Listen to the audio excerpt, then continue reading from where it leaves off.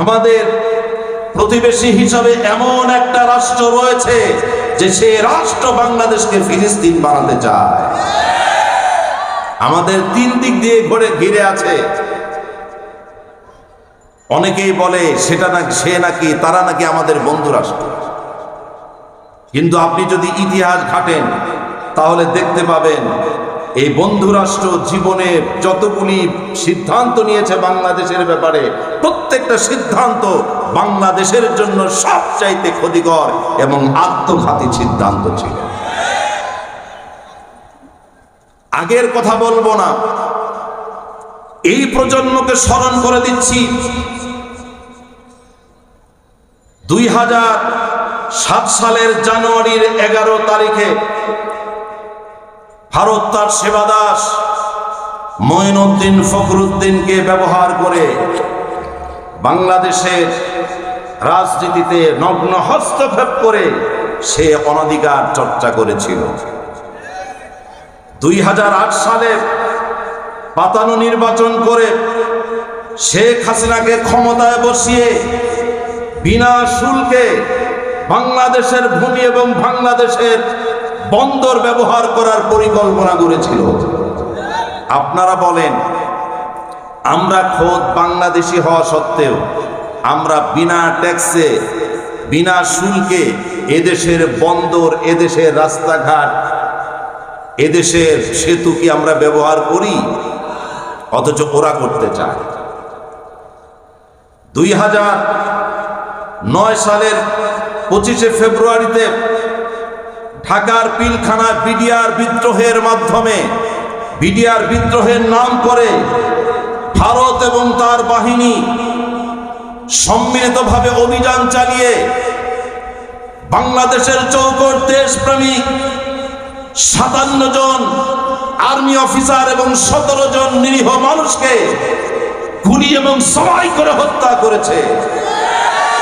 2013 সালের 5ই মে ঢাকার শাপলা চত্বরে হেফাজতে ইসলামের যে প্রোগ্রাম চলছিল, সেই প্রোগ্রামে রাতে অন্ধকারে বৈদ্যুতিক আলো নিভিয়ে দিয়ে ভারতীয় বাহিনী এবং ভারতীয় বাহিনীর সাথে শেখ হাসিনার নির্দেশে তার দোসররা হেফাজতে ইসলামের সাধারণ মুসল্লি এবং আলেম ওলামার উপরে গুলি বর্ষণ করে শত শত মুসলমানকে শহীদ করে দিয়েছিল। 2013 সালের থেকে আরম্ভ করে 2023 সাল পর্যন্ত বাংলাদেশের সবচেয়ে মজলুম সংগঠন এবং বাংলাদেশের পরীক্ষিত সবচাইতে দেশপ্রেমিক সংগঠন বাংলাদেশ জামাত ইসলামের কেন্দ্রীয় নেতৃবৃন্দকে মতিউর রহমান নিজামী শহীদ, কামারুজ্জামান, আলী হাসান মোহাম্মদ মুজাহিদ, কাদের মোল্লা, মওলানা আব্দুস সুবহান এবং আল্লামা বিশ্বনন্দিত মুফাসসির দেলোয়ার হোসেন সাইদি, এই সমস্ত জগৎ বিখ্যাত আলেম ওলামা তাদেরকে ফাঁসির আসামি বানিয়ে মিথ্যা হয়রানিমূলক মামলা দিয়ে ফাঁসির কাস্টে ঝুলিয়ে এবং বিনা চিকিৎসায় এরপরেও বিষ প্রয়োগে তাদেরকে হত্যা করেছে। সম্মানিত ভাইয়েরা আমার, 2024 সালের জুলাই আগস্ট বিপ্লবে সেই ভারতীয় বাহিনীর ভারতের প্রত্যক্ষ নির্দেশে শেখ হাসিনা তার তল্পি বাহিনীকে দিয়ে ছাত্র জনতার আন্দোলনে বিনা উস্কানিতে স্বপ্রণোদিত হয়ে গুলি চালিয়ে 1400 মানুষকে হত্যা করেছে এবং 40,000 মানুষকে চিরদিনের জন্য পঙ্গু করে দিয়েছে। ভারতীয় আধিপত্যবাদের বিরুদ্ধে শুধু ফেসবুকে মন্তব্য করার কারণে 2019 সালে 6 অক্টোবরে বুয়েটের ছাত্র আবরার ফাহাদকে সারা রাত ধরে পিটায় মেরেছে, তাকে হত্যা করেছে। এখানেই শেষ নয়, আবার 2025 সালের 12ই ডিসেম্বর, এই যে কয়েকদিন পূর্বে শুক্রবারে বাদ জুমাতে আমার ভাই শরীফ ওসমান হাদির উপরে তাদের ইন্ধনে তাদের প্রশিক্ষণ প্রাপ্ত সন্ত্রাসীকে লেলিয়ে দিয়ে তাকে গুলিবিদ্ধ করেছে এমন ভাবে যে শরীফ ওসমান হাদি আজকে মৃত্যুর সাথে পাঞ্জা লড়তেছে। আমার বোন ফেলানিকে মেরে কাঁটাতারের বেড়ার উপরে তার লাশটাকে ঝুলিয়ে রেখেছে। এইভাবে যেদিকে তাকাবো ভারত আমাদের সাথে যেই আচরণ করেছে সেই আচরণের দিকে যদি আমরা নজরে দেই তাহলে দেখতে পাবো বন্ধুত্বের প্রশ্নে আজকে 53 বছর ভারত উত্তীর্ণ হতে পারে না। সুতরাং 2025-এ দাঁড়িয়ে বাংলাদেশের এমন কিছু লোক আছে যারা ক্ষমতায় বসবার জন্য ভারতের পতন পাদে পা দিয়ে বাংলাদেশকে স্থিতিশীল করার চেষ্টা করছে। বাংলাদেশের প্রত্যেকটা মানুষকে, দেশপ্রেমিক মানুষদেরকে বলতে চাই, কারণ আমার ট্রাস্টের ময়দান থেকে বলতে চাই, ভারত যে ষড়যন্ত্র করেছে এই ষড়যন্ত্র মোকাবেলা করার জন্য শহীদ তিতুমিরের বাস হাতে করে যদি প্রত্যেকটা বাড়িতে বাড়িতে দুর্গ তুলে যদি এটাকে প্রতিরোধ করতে হয়, প্রতিরোধ করব, ঘাম দেব, রক্ত দেব। বাংলাদেশ মানচিত্রের 1 ইঞ্চি জায়গা ভারতকে আমরা শাসন করতে দেব না।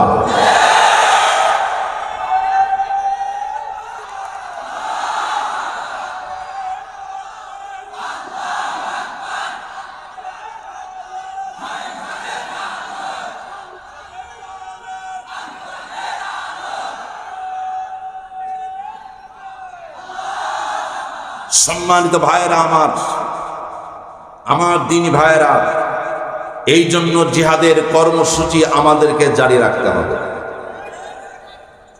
জিহাদের কর্মসূচি যদি আমরা জারি না রাখি তাহলে আমাদের জন্য কি পরিণতি, আল্লাহ তাআলা কি বলছেন আমরা শুনি।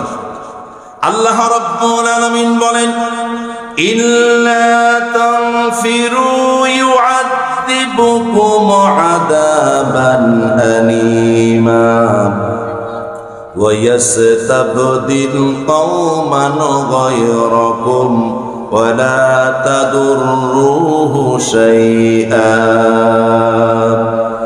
আল্লাহ তাআলা বলেন, তোমরা যদি অভিযানে বের না হও, জিহাদ ফি সাবিলিল্লাহর উদ্দেশ্যে তোমরা যদি বের না হও, তাহলে আল্লাহ রাব্বুল আলামিন তোমাদেরকে যন্ত্রণাদায়ক শাস্তি প্রদান করবেন এবং তোমাদের পরিবর্তে এই জমিনে আর একটা সম্প্রদায়কে তিনি প্রতিষ্ঠিত করবেন যাদের কিঞ্চিত মাত্র কোনো ক্ষতি তোমরা করতে পারবে না।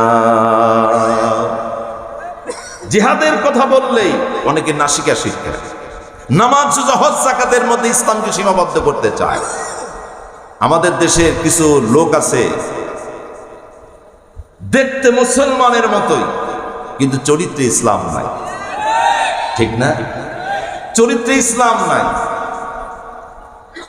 অথচ দেখতে মুসলমানের মতোই।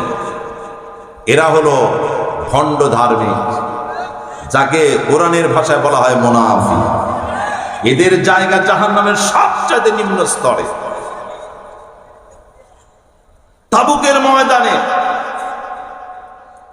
আল্লাহর হাবিব দূত মারফত যখন খবর পেলেন রোমান সম্রাট হিরাক্লিয়াস ইসলামী সাম্রাজ্যকে আক্রমণ করার জন্য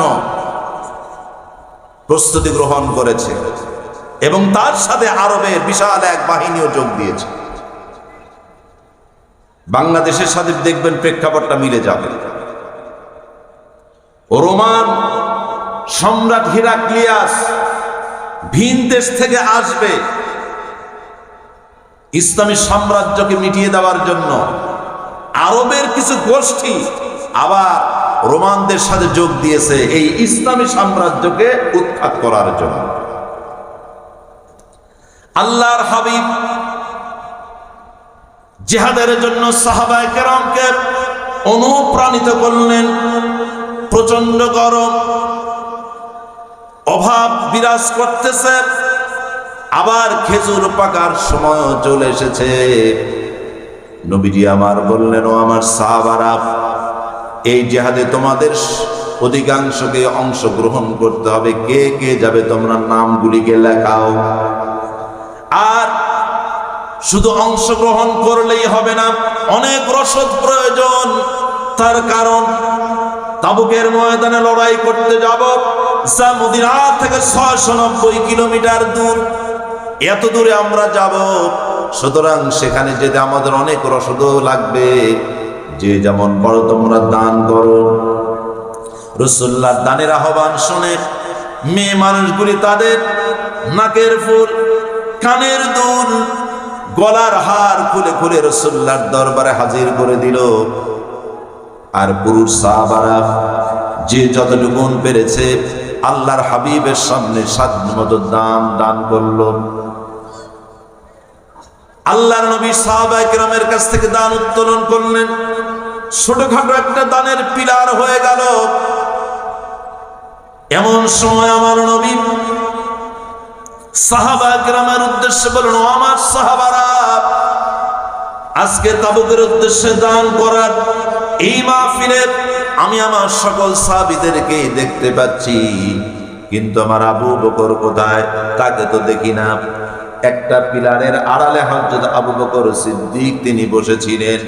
তিনি একটা টোপলা নিয়ে রাসূলুল্লাহর সামনে এসে হাজির হয়ে গেলেন, সালাম প্রদান করলেন। টোপলাটা আল্লাহর হাবিবের সামনে পেশ করলেন। নবীজি টোপলাটা উপর করে ঢাললেন। কয়েক কেজি গম, জব আর কয়েকটা দিরহাম পড়ল।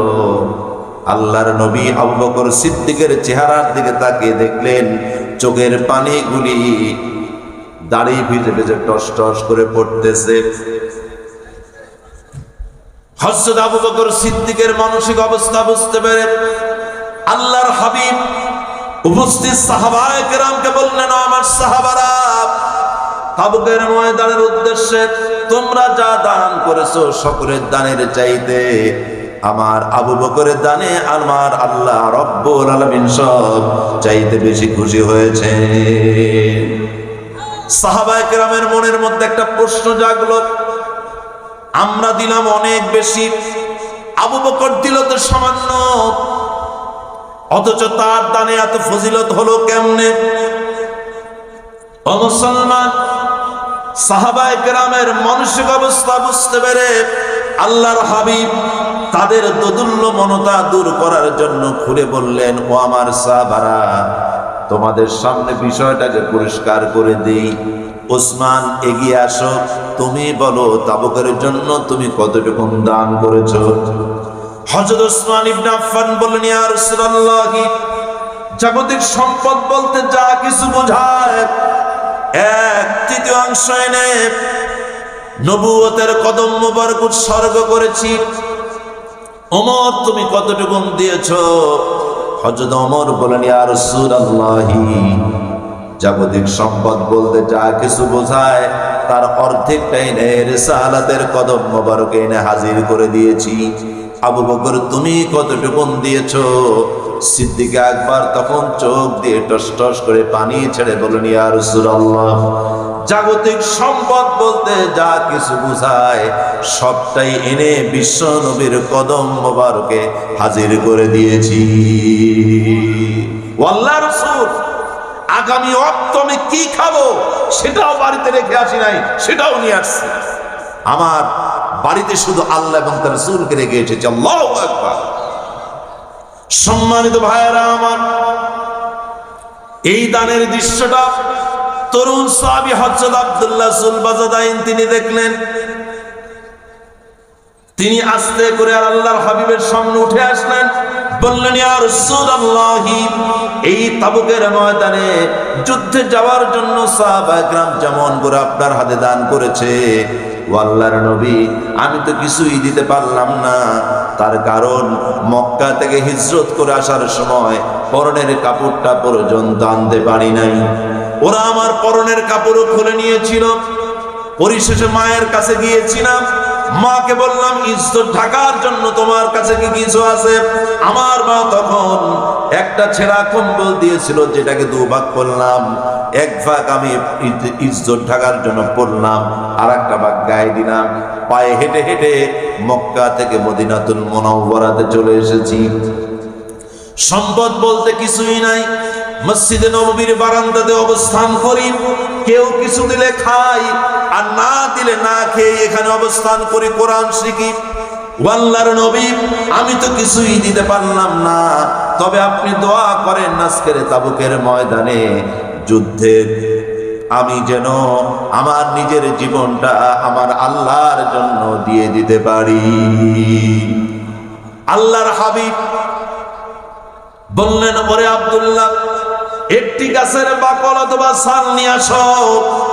গাছের একটু বাকল ছিঁড়ে আনা হলো।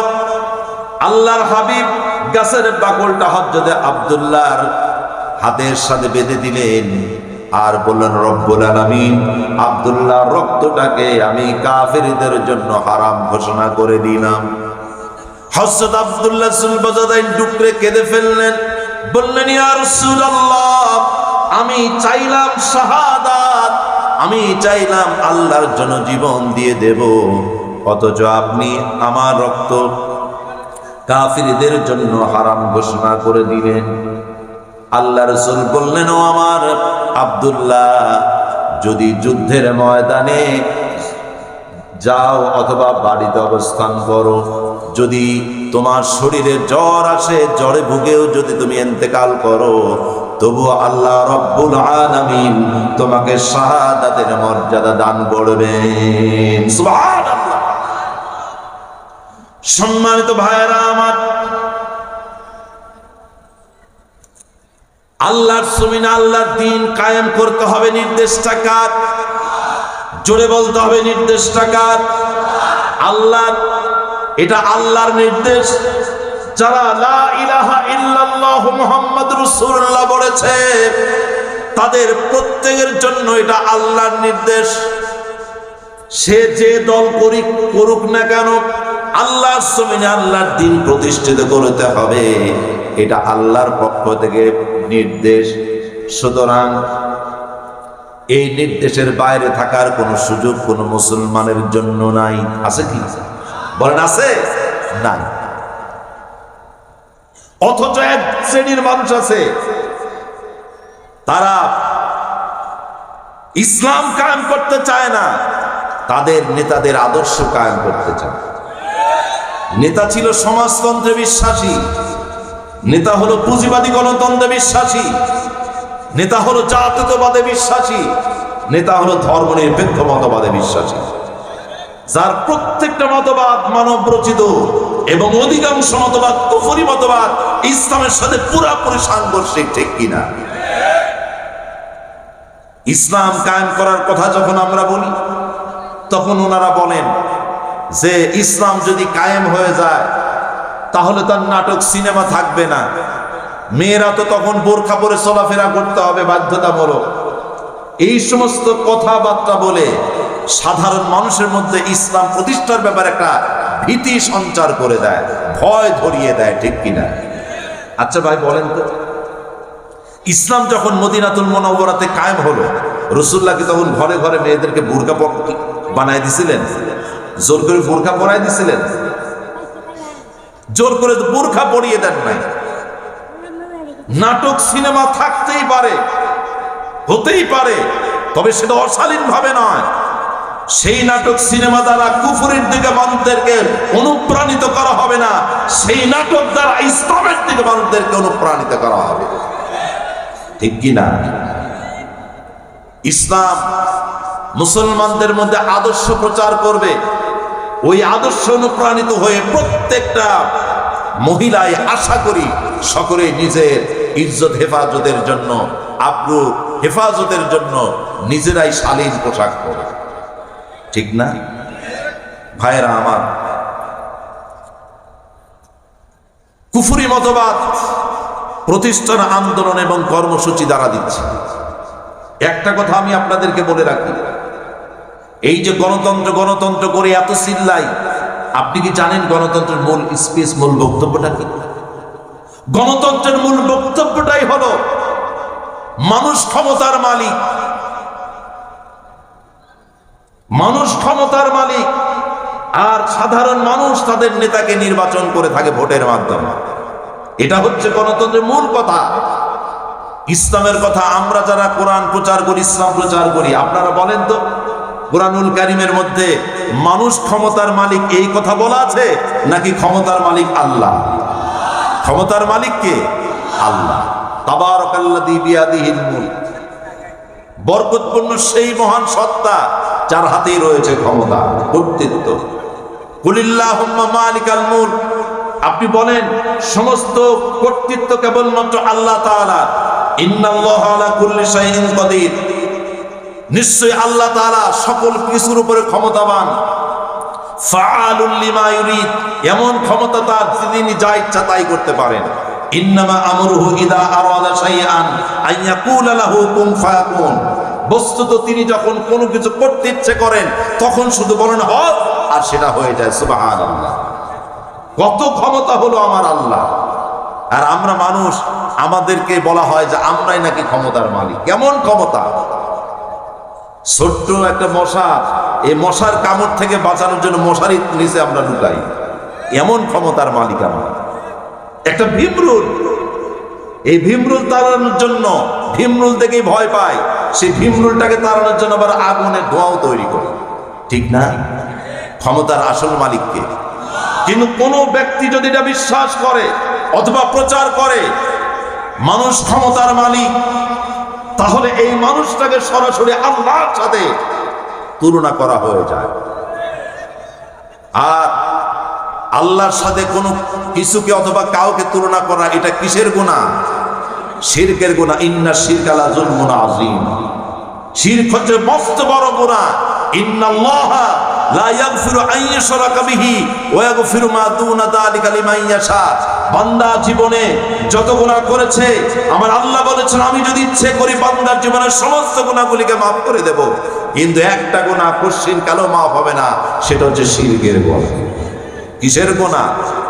ওরা জাতীয়তাবাদের দিকে আপনাকে ডেকে, পুঁজিবাদী গণতন্ত্রের দিকে আপনাকে ডেকে, সমাজতন্ত্রের দিকে আপনাকে ডেকে, ধর্মনিরপেক্ষ মতবাদের দিকে আপনাকে ডেকে আপনার ঈমানটাকে নষ্ট করে আপনাকে কাফির বানিয়ে, মুশরিক বানিয়ে জাহান্নামে নিতে চায়, ঠিক কিনা বলেন? আমরা আপনাদেরকে কোরআনের পথে ডাকতেছি, হাদিস দিয়ে, কোরআন দিয়ে আমরা আপনাদেরকে জান্নাতের পথে নিয়ে যেতে চাই। এই জন্য এখন ওরা বলতেছে, অনেকে বলতেছে আমরা নাকি মাহফিলে এসে জান্নাতের টিকিট বিক্রি করি, আমাদের নেতৃবৃন্দ নাকি বিভিন্ন পথসভায় জনসভায় গিয়ে জান্নাতের টিকিট বিক্রি করে। আরে ভাই, জান্নাতের টিকিট আমরা বিক্রি করব কেন? জান্নাতের টিকিট তো জান্নাতের মালিক আল্লাহ বিক্রি করেছে, ঠিক না? আমার আল্লাহ বললেন ইন্নাল্লাহা আশতারা মিনাল মুমিনিনা আনফুসাহুম ওয়া আমওয়ালাহুম বিআন্না লাহুমুল জান্নাহ ইউকাতিলুনা ফি সাবিলিল্লাহি ফায়াকতুলুনা ওয়া ইউকতালুন। আল্লাহু আকবার। আল্লাহ বলেন নিশ্চয়ই আল্লাহ আমার বান্দার জান এবং মালের বিনিময়ে আমি আমার জান্নাতকে বিক্রি করে দিয়েছি। বিনিময়ে আমার বান্দার পক্ষ থেকে তার জান এবং তার মালটাকে আমি আল্লাহ নিয়ে নিয়েছি।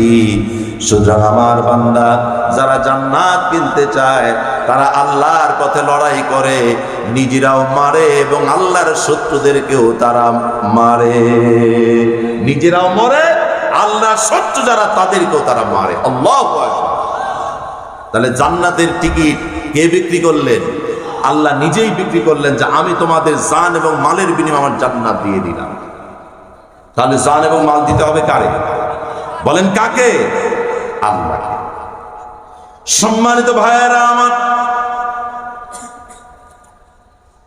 জান্নাতের টিকিট যারা পেতে চায় না, নামাজ পড়ে, রোজা রাখে, হজ করে, যাকাত দেয়, কিন্তু জিহাদ ফি সাবিলিল্লাহর কথা বললেন না, শিকার শীতকাল।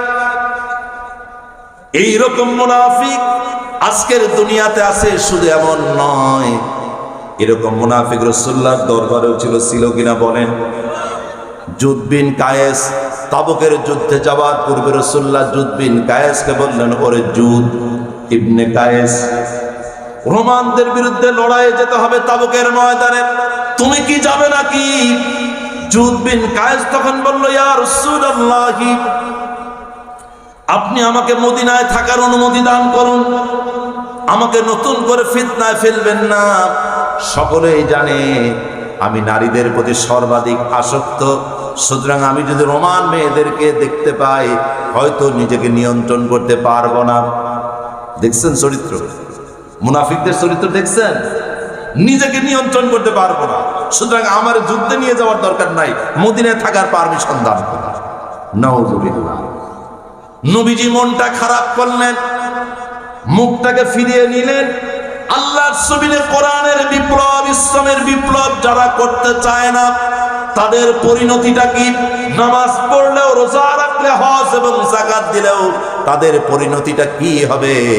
আল্লাহ রাব্বুল আমিন কোরআনুল কারীমের মধ্যে তিনি বলছেন, ومنهم من يقول أذلني ولا تفتني ألا في الفتنة سقطوا وإن جهنم لمحيطة بالكافرين الله أكبر। আল্লাহ তাআলা বললেন, তাদের মধ্যে থেকে, মুনাফিকদের মধ্যে থেকে কেউ বলে, আমাকে মদিনাতে থাকার পারমিশন দান করুন, আমাকে জিহাদের উদ্দেশ্যে ডেকে আমাকে ফিতনায় নিপতিত করবেন না। ও আমার নবী, আপনি বলে দিন, জেনে রাখো তোমরা তো ফিতনার মধ্যেই পড়ে আছো। কিসের মধ্যে? কিসের মধ্যে? ওরা নামাজ, রোজা, হজ, যাকাত কিন্তু ঠিকই করে, তবু আল্লাহ বললেন জেনে রাখো তোমরা তো ফিতনার মধ্যেই পড়ে আছো, আর কাফিরদের চার দিক থেকে জাহান্নাম তাদেরকে ঘিরে আছে। আল্লাহু আকবার। সম্মানিত ভাইয়েরা আমার, এটা হলো মুনাফিকদের অবস্থা। কিন্তু জিহাদের ব্যাপারে মুমিনদের অবস্থাটা কি? আল্লাহর হাবিবের সাথে 30,000 চলে গেল তাবুকের ময়দানে। কত হাজার? জোরে বলেন। 30,000 চলে গেল। আল্লাহর হাবিবের সাথে 30,000 মর্দে মুজাহিদ চলে গেছে তাবুকের ময়দানে যুদ্ধের জন্য। এই খবরটা যখন হিরাক্লিয়াস জানতে পেরেছে, তখন সেই হিমস নগরীতে তার সৈন্যবাহিনী সহকারে অবস্থান করছিল। রাসূলুল্লাহ স্বয়ং এসেছেন 30,000 নিয়ে। এই কথাটা শোনার সঙ্গে সঙ্গে আল্লাহর হাবিবের সাথে আর হিরাক্লিয়াস যুদ্ধ করার কোনো সাহস করতে পারে নাই। ও আমার মুসলমান ভাইরা, কিন্তু আল্লাহ রাসূলের সাথে যুদ্ধে যেতে পারে নাই এমন কিছু মুসলমানও ছিল যারা আল্লাহর হাবিবের সাথে বের হতে পারে নাই, কিন্তু তারা পরবর্তীতে কয়েকদিনের মধ্যেই আবার রাসূলুল্লাহর সাথে যোগ দিয়েছে। তার মধ্যে একজন ছিলেন আবু খায়সামা। হযরত আবু খায়সামা নবীজির তাবুকে অভিযানে বের হওয়ার পরে নিজের বাড়িতে প্রবেশ করলেন। প্রচন্ড গরম পড়েছে। বাড়িতে এসে দেখলেন তার স্ত্রীরা বাগানে তাবু স্থাপন করেছে, ঠান্ডা পানি ছিটিয়ে তাবুকে ঠান্ডা করে রেখেছে। সেখানে সুন্দর বিছানা করে রাখা হয়েছে, সেখানে সুন্দর খাবার এবং সুন্দর সমিষ্ট পানির ব্যবস্থাও স্ত্রীগণ করে রেখেছে। আবু খায়সামা রাদিয়াল্লাহু তাআলা আনহু গৃহে প্রবেশ করার পরে সুন্দর খাবার এবং ঠান্ডা পানি, সুন্দর বিছানা দেখার সঙ্গে সঙ্গে নিজেকে নিজে প্রশ্ন করলেন, ওরে আবু খায়সামা, তুমি যে নবীর প্রতি ঈমান এনেছো, যে নবী হলেন তোমার নেতা, তোমার রাসূল, সেই নবী এই দ্বীপ্রহরে গরমের মধ্যে তাবুকের উদ্দেশ্যে তিনি পথ চলছেন ঘর্মাক্ত এবং কষ্ট করে, আর তুমি সুন্দরী এবং সুন্দর খাবার নিয়ে ব্যস্ত হয়ে আছো। এটা কখনো ইনসাফ হতে পারে না। সুতরাং হযরত আবু খায়সামা স্ত্রীদেরকে বললেন, ও আমার স্ত্রীরা, তোমাদের হাত থেকে এক ফোঁটা খাবার, এক ফোঁটা পানি, এক লোকমা খাবার আমি গ্রহণ করতে চাই না। সঙ্গে সঙ্গে স্ত্রীরা বলল, কি চাও তাহলে তুমি? তিনি বললেন, আমার জন্য যুদ্ধের সরঞ্জামাদি প্রস্তুত করো। যুদ্ধের সরঞ্জামাদি প্রস্তুত করে হযরত আবু খায়সামা 690 কিলোমিটার পাড়ি দিয়ে তাবুকের ময়দানে গিয়ে রাসূলুল্লাহর সাথে মিলিত হয়েছেন। সুবহানাল্লাহ।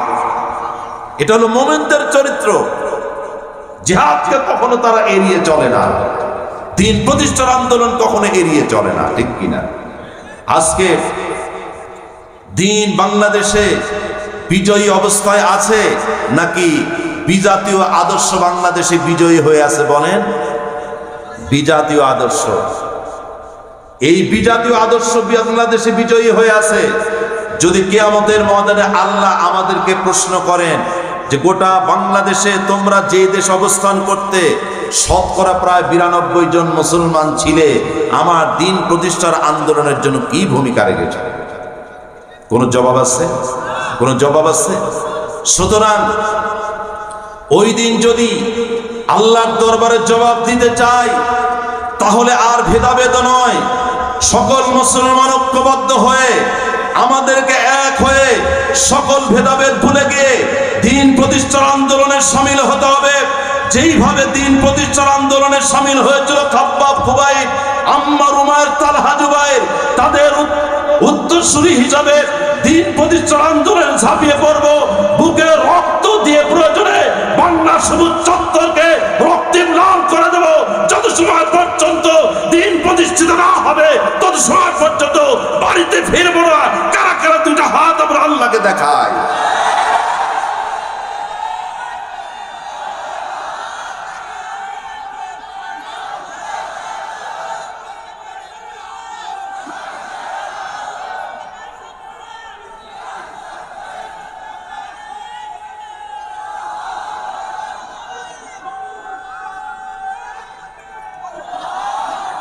সম্মানিত ভাইয়েরা আমার, হযরত আবু যর গিফারী তিনিও পিছনে পড়ে গিয়েছিলেন তাবুকের উদ্দেশ্যে। তিনি রওনা দিয়েছেন, কিন্তু তার উট বড় দুর্বল ছিল। উট নিয়ে তিনি সঙ্গী সাথীদের সাথে পাল্লা দিয়ে চলতে পারছেন না।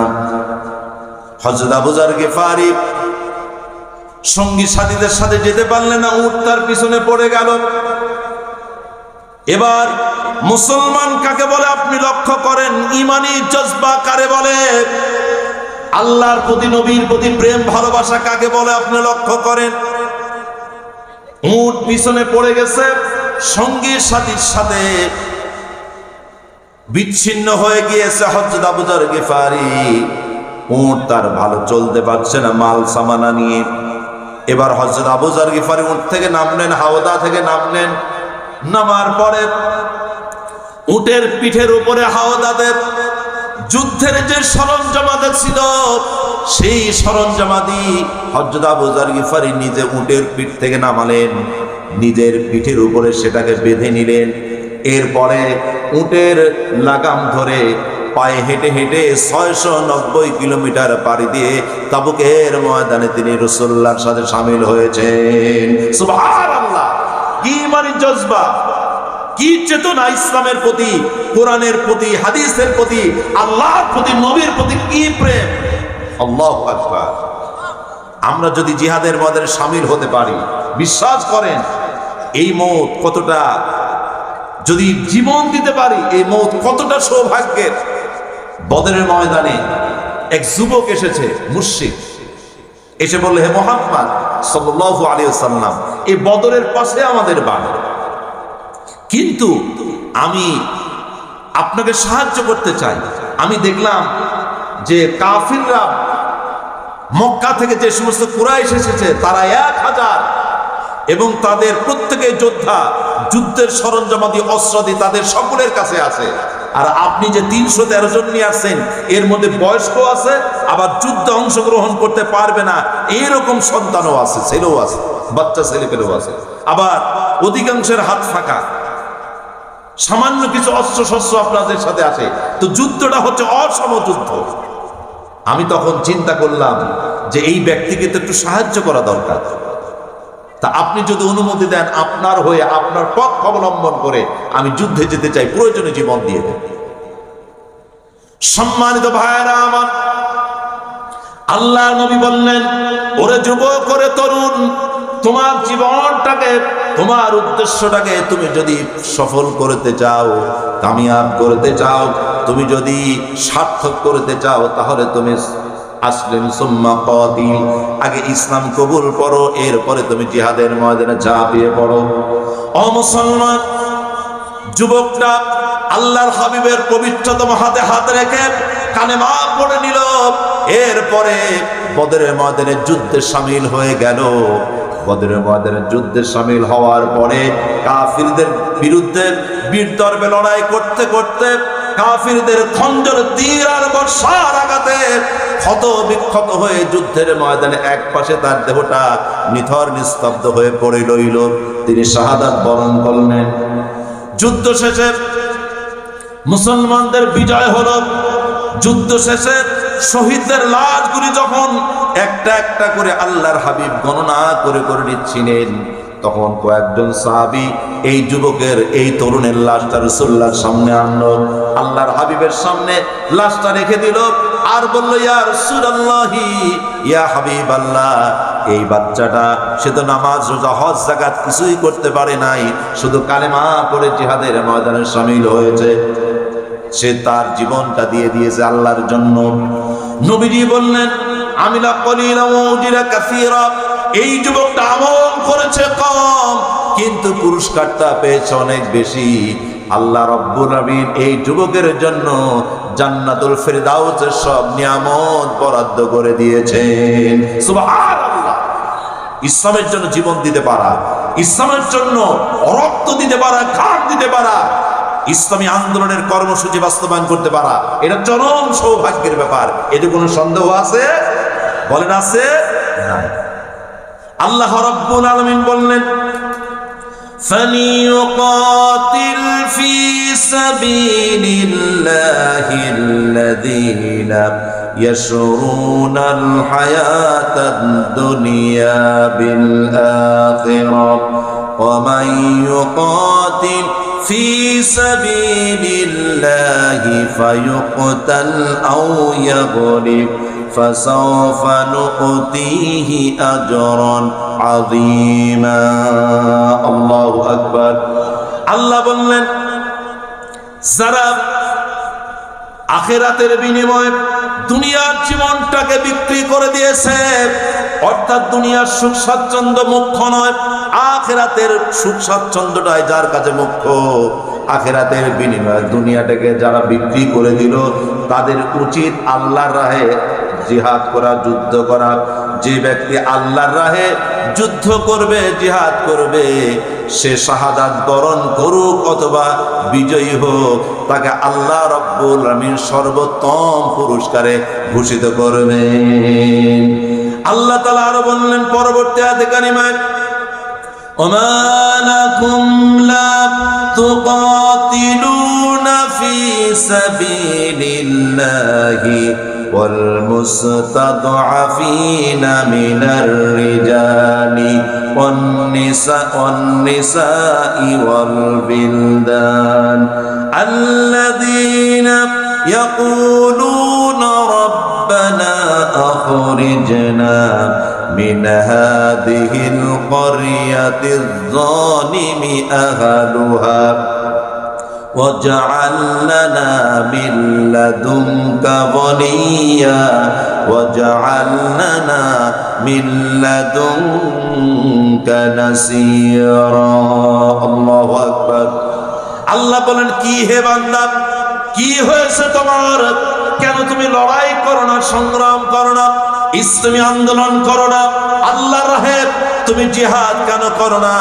ওই সমস্ত নিপীড়িত, নির্যাতিত, নিগৃহীত মানব যারা প্রতিনিয়ত জুলমের শিকার হয়ে আল্লাহর দরবারে দুইটি হাত তুলে মুনাজাতে ক্রন্দনরত অবস্থায় বলছে, রব্বুল আলামিন, এই জালিম অধ্যুষিত অঞ্চল থেকে আপনি আমাদেরকে মুক্ত করুন এবং আমাদের জন্য আপনার পক্ষ থেকে সাহায্যকারী এবং পৃষ্ঠপোষক পাঠিয়ে দিন। আল্লাহ বলছেন, কেন ওই সমস্ত নিপীড়িত, নির্যাতিত, নিগৃহীত মানবতার পক্ষে লড়াই করো না? কেন যুদ্ধে যাও না? কেন সংগ্রাম করো না? ভাগ্য পরিবর্তনের জন্য কেন তোমরা রাস্তা বের হও না? কেন তোমরা চেষ্টা করো না? এই কথাটা কার? জোরে বলতে হবে, কথাটা কার? মানবতা যেখানে বিপর্যস্ত এবং বিপদে পড়ে আছে, সেখানে ইসলাম ও মুসলমান কখনো বসে থাকে নাই, মানব কল্যাণে তারা সাহায্যের হাত বাড়িয়ে দিয়েছে, ঠিক কিনা? মুসলিম সেনাপতি মুসা বিন নুসাইর, তিনি ছিলেন ইফ্রিকিয়ার গভর্নর। 710 খ্রিস্টাব্দে স্পেনের ক্ষমতায় বসেন রাজা রডারি। স্পেন অধীনস্থ সিউটার শাসক ছিল কাউন্ট জুলিয়ান। ওই সময় রাষ্ট্রের নিয়ম ছিল যে রাজন্যবর্গ এবং ধনাঢ্য পরিবারের ছেলেমেয়েরা রাজ পরিবারে গিয়ে পড়াশোনা করবে, উচ্চতর শিক্ষা অর্জন করবে, রাজকার্য পরিচালনা করা শিখবে। নিয়ম অনুযায়ী কাউন্ট